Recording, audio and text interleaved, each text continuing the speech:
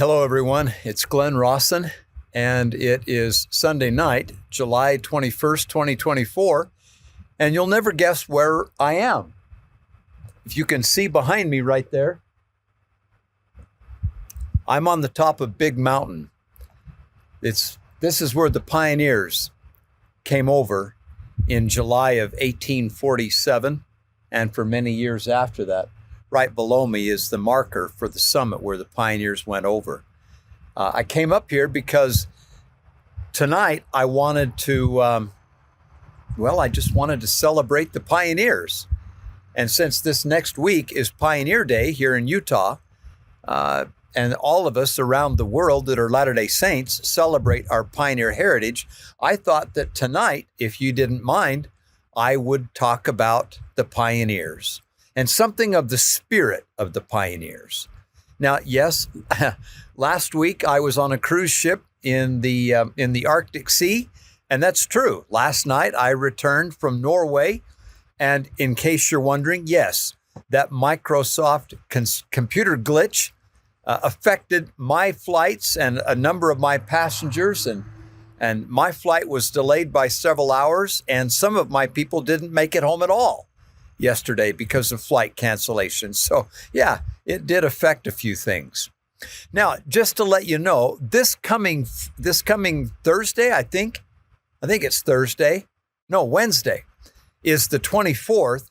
And on the night of July 24th, I am speaking in a big shindig at Cherry Peak Ski Resort up above Logan. And it's kind of a dinner and fireside kind of an evening. And John and the other people up there at Cherry Peak have opened up that ski resort. And what we're going to do is drive up there, and then we're going to take the ski lift up the mountain where we'll enjoy a wonderful dinner. And I will speak in kind of an open air setting on the top of the mountain once we get up there. It is going to be a lot of fun. Now, if you would like to do that, there's still room to join us for that. You go to www.skicpr, Cherry Peak Resort, skicpr.com, or you can just call them at 435-200-5050. That would be 435-200-5050. So if you want to come and enjoy a great pioneer dinner on the top of the mountain and hear stories about the pioneers, that's this Wednesday night. I'm inviting you to come. So any questions about that, you can also reach out to me and I'll put you in touch with the right people. That'll be above Logan at Cherry Peak Ski Resort. And also this Thursday, I am leaving with friends to go on the Old West and Cowboy Tour. So next week's fireside is likely going to come to you from somewhere out between Mount Rushmore and across the Montana wildlands. I have no idea where we're going to be, but we'll see. And then, lastly, just for tonight, I would ask you to have a prayer in your heart as I share some of these stories from the pioneers. Again, when you talk about the spirit of the pioneers, there really is something to that. The Pioneer Trail wasn't easy. It was a challenge for them. For example, now this isn't all pioneers, but this was the situation with the Martin Handcart Company that, to me, captures something of the spirit of those pioneers. There was that moment near Red Butte's camp in Wyoming when the situation of the Martin Handcart Company had become critical. The winter storms had come. The camp was low on food. And at one point, Captain Martin called the people together and informed them that they had only enough food for one more day. Did they want it all right now or divide it out into 3 days' rations? Well, fortunately, the company agreed to divide it out, and Louise Miller Clark was there. She describes that moment in that meeting with Captain Martin.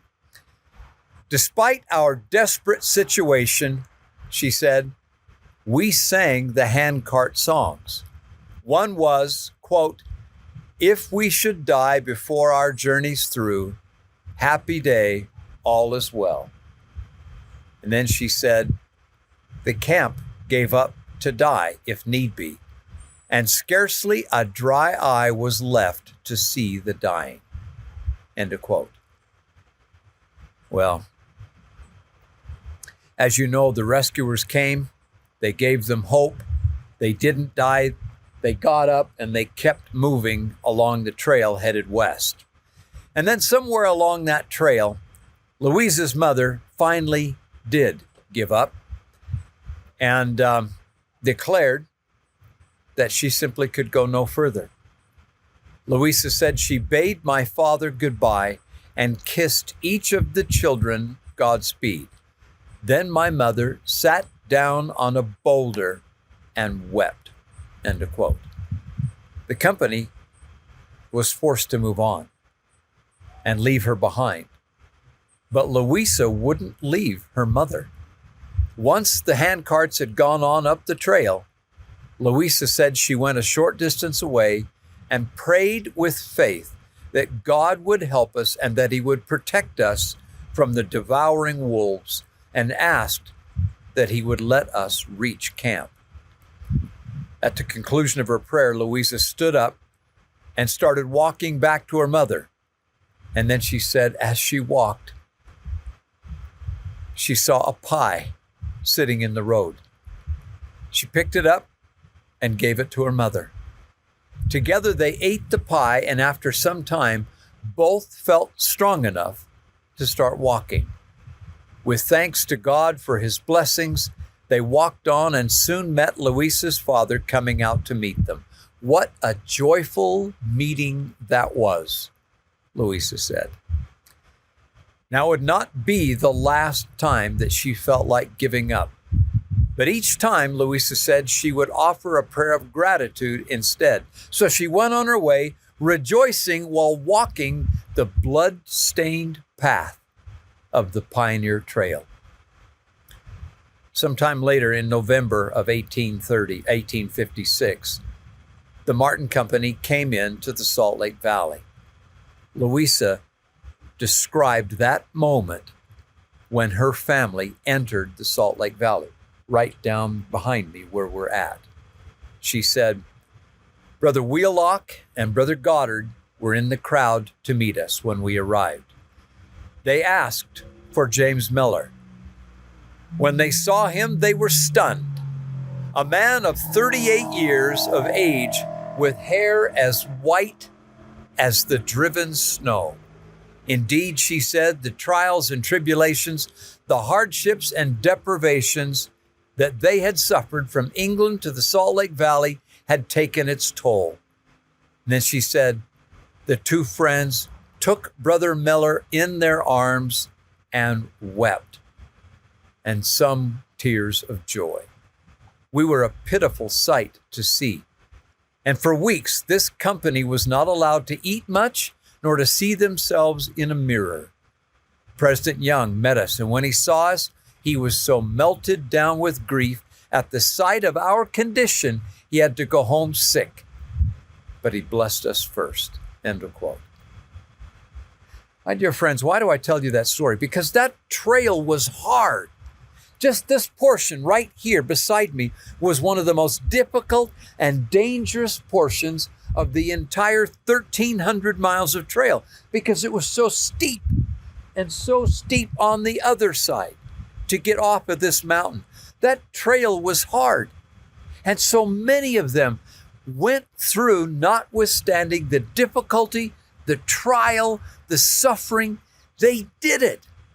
They did it. And we are the blessed beneficiaries of their circumstances. Even in the best of circumstances, that trail was a blessing from God. And that trail defines us as a people. We are now who we are because they were who they were and proved it. We can do hard things. Second story. Again, in the spirit of those blessed pioneers. Friday, September 12, 1856, somewhere along the banks of the Wood River west of Florence, Nebraska. The Martin Handcart Company traveled about 3 miles up the Wood River when they crossed over the stream and continued on. Now, later on, they stopped for the midday meal, and it was discovered by one of the leaders in the camp, Father George Waugh, that one of the people he was responsible for was missing. Who was it? Robert Pierce. Robert Pierce was a convert from England who had joined the church there somewhere in London and then went to Liverpool and departed for America on the ship Horizon. He had been in London a street peddler. Now, James William Southwell was there that day, and he gave this description of the events. Father Waugh called his invalids together early and started on the road. In his company, Southwell said, was one of the worst cripples I ever saw to be a traveler, Robert Pierce, 31 years old. His lower body, his lower limbs were paralyzed, and his body badly deformed, but he was strong in the faith. He was able to propel himself with surprising speed with the use of crutches. There were on the road that he was traveling, how do you edit that out? Yeah.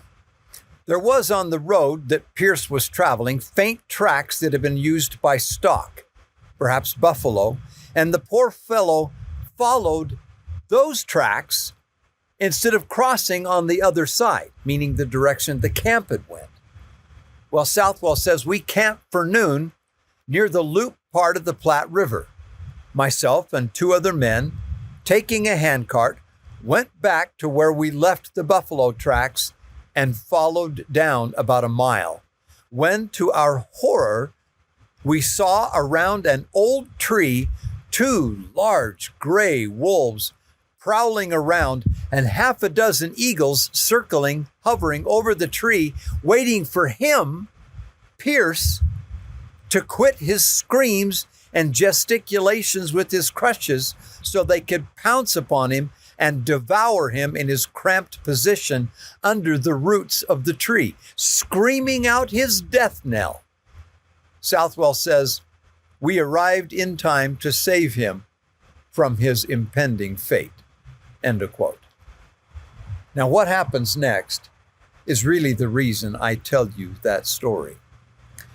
After rescuing Robert from the wolves and the eagles, they offered to place him in the handcart and take him back to camp. But, Southwell continued, how the poor fellow begged us to let him walk. As he said, he had promised Brother Tyler when we started on our trip that he would walk every foot of the way to Salt Lake City. End of quote. Well, presumably, they gave in to his request and allowed Robert Pierce to walk back to camp. Did Robert Pierce ever make it right here? No.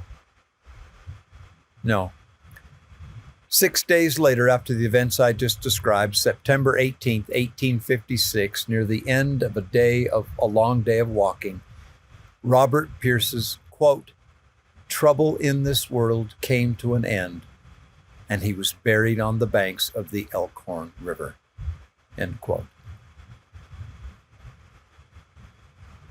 In the spirit of the pioneers, just imagine if every one of us, notwithstanding our difficulty, our trials, our adversity, were that determined to keep our covenants and reach our future promised land.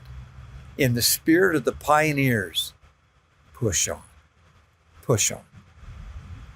Next story.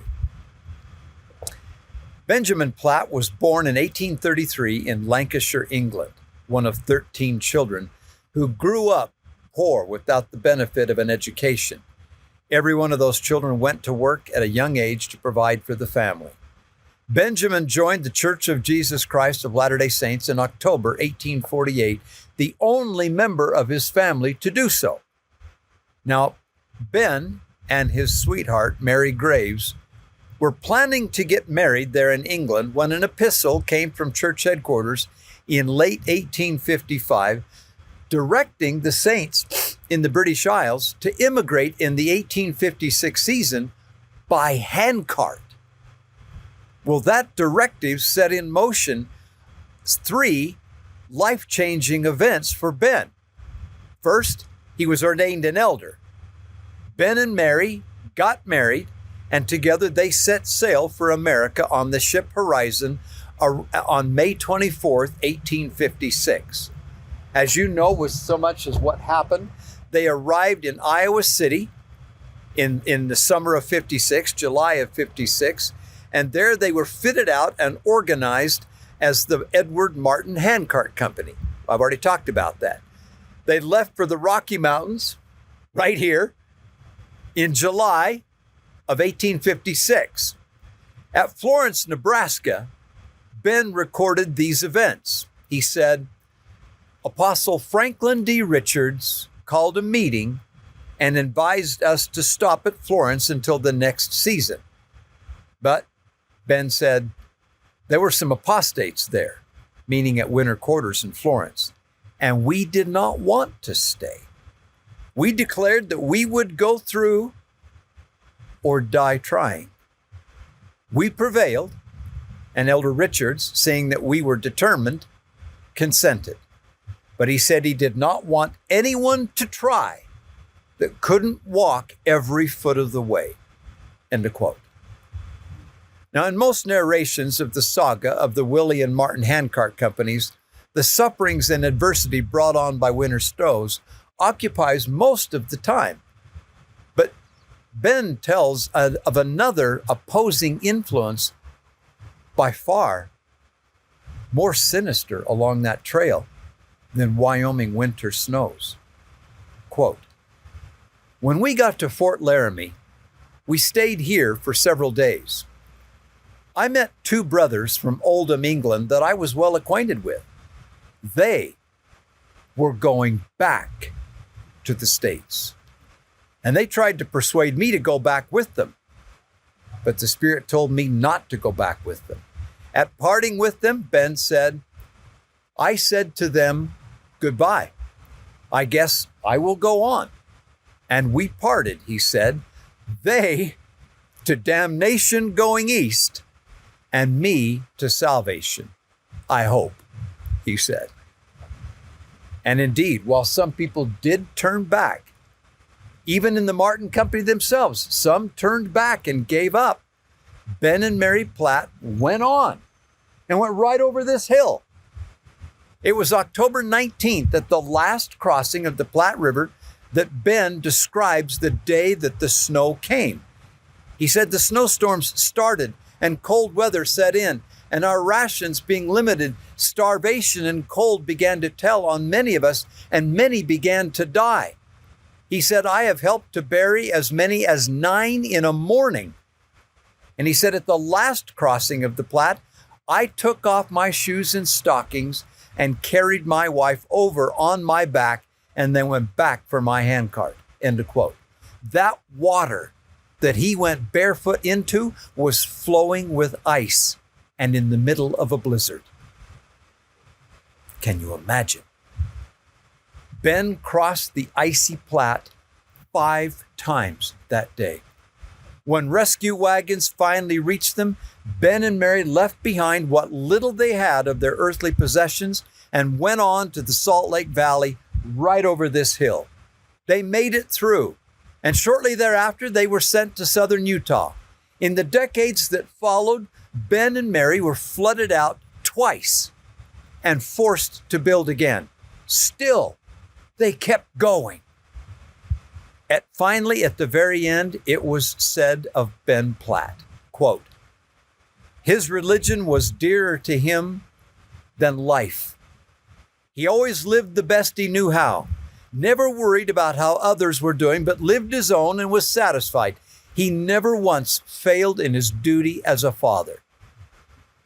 I can't say that. He raised, with Mary's help, 11 children to maturity. All have lived good and honorable lives and have done their work in the temple. He has 17 years of missionary work to his credit, with many grandchildren following his example. Ben was the only one in his family that ever joined the church, but has had the work done in the temple for all he has record of. He died March 9th, 1918. Mary died shortly thereafter. They're both buried in the cemetery at Newcastle, Utah. True and faithful, they went on. Past the apostates, past the icy river, past the floods, past the adversity. They kept going in the spirit of the pioneers. Give me that challenge. Let's take it on. Let's take a break. Guys, the brand new book, the year 5 collection of stories, Glenn Rawson stories that came out with all the weekly emails, that book is available now. In fact, it's so new, I don't even have a copy to hold up to show you, but they've been sending them out. Now, if you're not a member of the VIP, the book isn't free. To the VIPs, it's free. But if you would like a copy of all of the stories we've sent out via email, you can go to glennrawsonstories.com and get a copy of that book. I would love for you to have it. Moreover, if any of you would like to be a VIP, you can sign up and get a copy of the book. So either way, thank you for your support, and please tell a friend. Next story. George Rowley was born in Yorkshire, England in 1827. In 1844, George met Ann Brown. They were both 17 years old, and that same year, the missionaries came and preached the gospel. They joined the church. And for the next 5 years, George and Ann preached the gospel in their homeland, laboring together to bring the truth to others. Ann said, "The world was up in arms against us, but the Lord was with us." All that while, George and Ann yearned to come to Zion, right out there. But they didn't have the money. There was never enough money to pay for passage. Then came an opportunity for George to get to America by working his way across on the ship. But just days before George was to leave, his little girl, Rachel, fell into the fire, was burned, and passed away. December 17th, 1854, George buried his little girl, and the next day set out for Liverpool in America. The journey was long, and George worked hard, serving the crew and attending to the passengers. Finally, he came ashore in America in New Orleans, and with a penny in his pocket and missing his family dearly, he kept going. On August 5th, 1855, George joined a wagon company and began the arduous journey across the Overland Trail. In November, he reached Salt Lake City, having spent the last 110 miles of that journey slogging through deep snow. Once in the valley, George went to work to earn enough money to send for his family. He missed them terribly. He wrote many letters to them, pouring out his love and affection. For 2 years, George labored to make enough money to bring his family. And then came the unexpected. George got a mission call, and you'd never guess where he was sent. Back to England. So on April 23rd, 1857, he packed up with others and went east and eventually all the way back to England. And after arriving in the British Isles, George was assigned to labor in Wales, where after a time, Anne and his children joined him. Wonderful. And there George labored for 2 years as a missionary and then was finally released to come home to Zion with his family. It was June 11th, 1859, at Florence, Nebraska, where George and his family joined a company of 235 saints from 6 different countries pulling handcarts across the plains. And then George was called to be their captain. The Rowley Company would be the 8th handcart company out of 10 and arrived in Salt Lake City September 4th, 1859. Immediately, the Rowleys were called to help settle American Fork, Utah, where they spent the first little while there, first year or so, living in a dugout in the side of a hill. They were poor, but they were happy. Then one hot summer day while at work, George dumped a bucket of cold water over his head to cool off. The effect was unexpected. George lost his sight in both eyes. Now, as it happened, George was a gifted musician and singer. Wherever he went, he always cheered and edified the saints with his musical talents. So, notwithstanding the fact that he's now blind and he can't work with his hands, he organized the first choir and concert band in American Fork.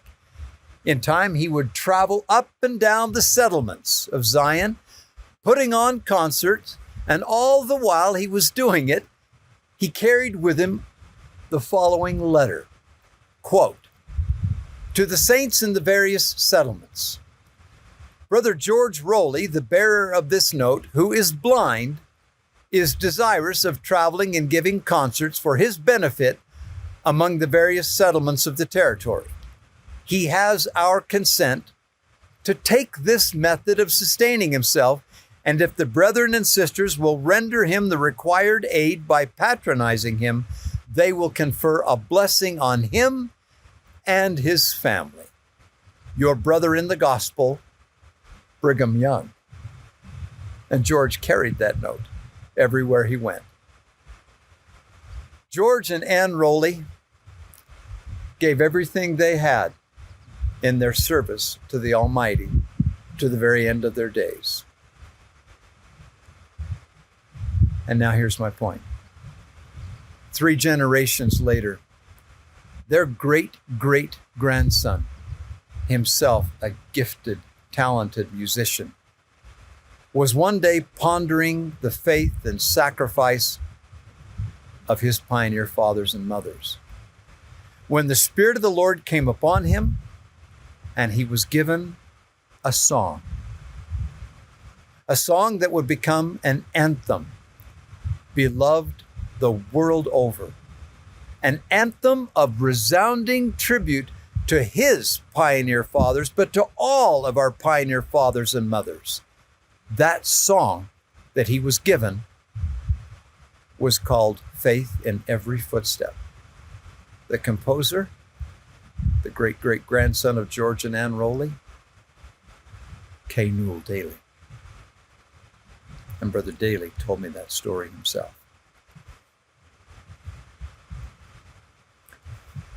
My friends, in the spirit of the pioneers,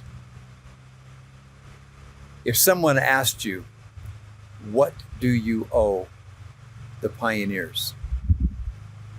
What debt of gratitude is yours to the pioneers? What would you answer?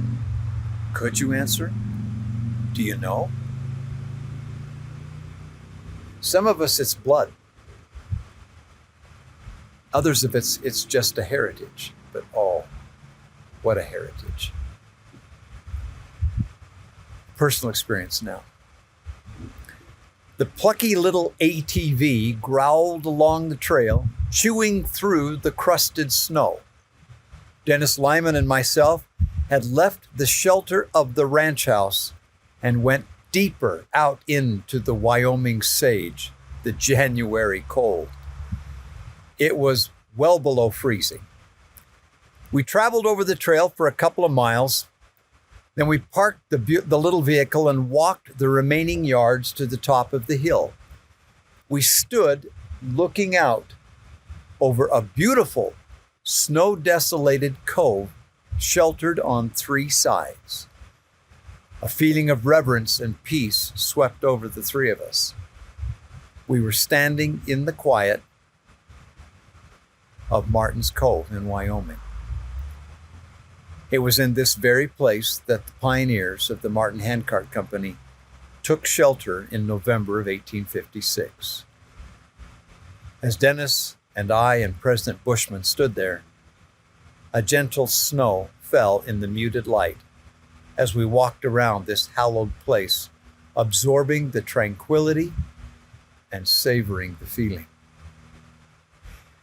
We were shown the old fallen log at the top of the cove on which President Gordon B. Hinckley had once sat and wept as he looked out over the cove and contemplated the same scenes we were looking upon and its history. It was right here where we were at in 1856 that Isaac Wardle, one of those pioneers, sat down to die. He was too tired and too weak to go any further. Other men in the company, some of the rescuers, perceiving the dangerous plight that he was in, urged him forcefully to get up and go chop some wood. He protested, but they continued until finally Isaac got up and went and chopped that wood. Cutting down those trees probably saved Isaac's life. As we stood there at the top of the cove, we saw stumps that had been cut off with an axe. Those stumps dated back as old as 1856. Could they have been the same stumps cut in the winter of 56 by Martin Handcart pioneers? In that same cove, November 1856, George Padley and Sarah Ann Franks took shelter there. They were engaged and had been since England, and according to accounts had postponed their marriage in order to be sealed by proper priesthood authority once they got to Utah. They were known as the sweethearts of the Martin Company. But by the time they reached Martin's Cove, the journey and the weather had so sapped their strength that both of them were failing. Sarah was taken into one of the sick wagons to ride. George Padley, on the other hand, had overexerted himself in trying to help other members of the company. He got wet in the Sweetwater River, chilled from the winter wind, suffering from hypothermia and now pneumonia. George passed away right there in the cove. Knowing what the wolves would do to George's body, Sarah asked that he be wrapped in a precious shawl that her mother had given her when she left England, and that his body be placed up in a tree away from the depredations of the wolves. As she departed the cove to finish her journey coming to Salt Lake, she would have looked over her shoulder, and her last sight would have been of George's body, her sweetheart, suspended up in the top of the gnarled trees. Her hopes and dreams of forever with George seemingly ended.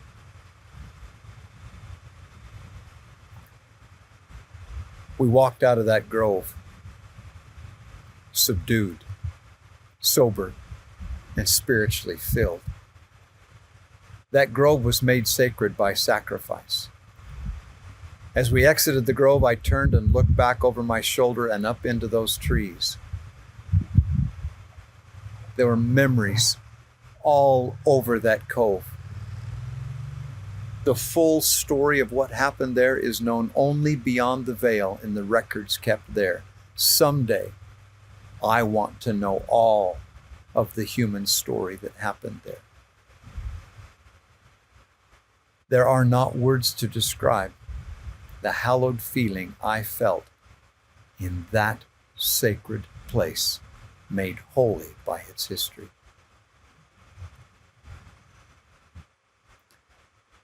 There are places you can go visit where the spirit of the pioneers is still there. not just Martin's Cove. This is one of them, right here.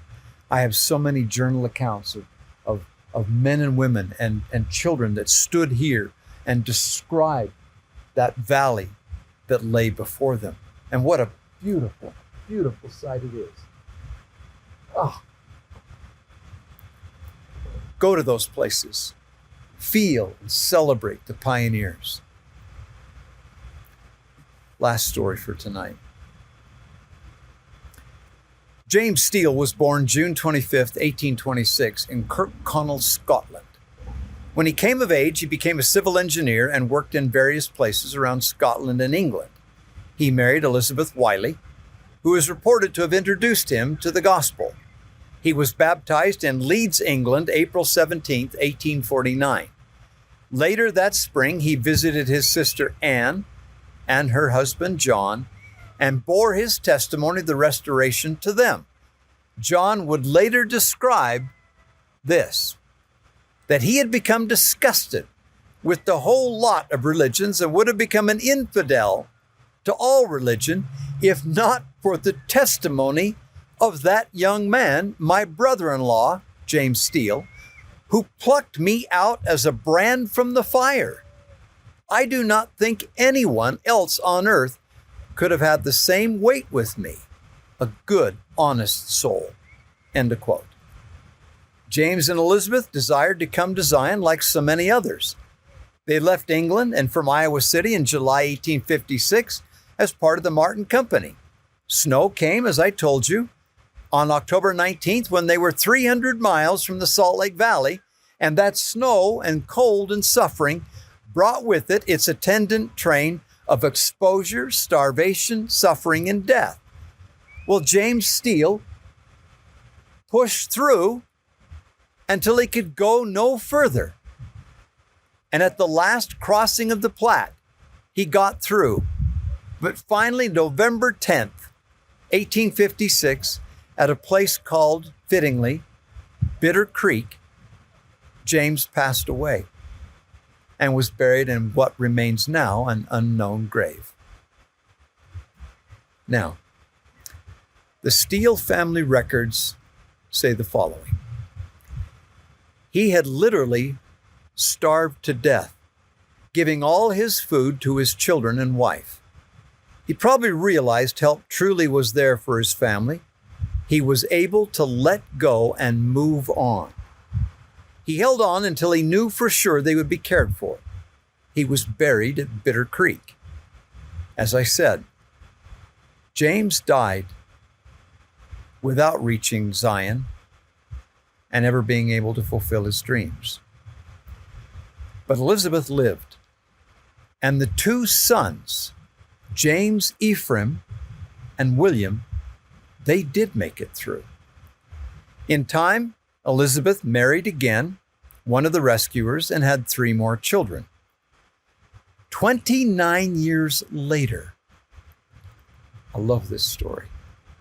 29 years later, March 17th, 1885, that same son, James Ephraim Steele, arrived at a remote frontier settlement in Idaho known as Eagle Rock.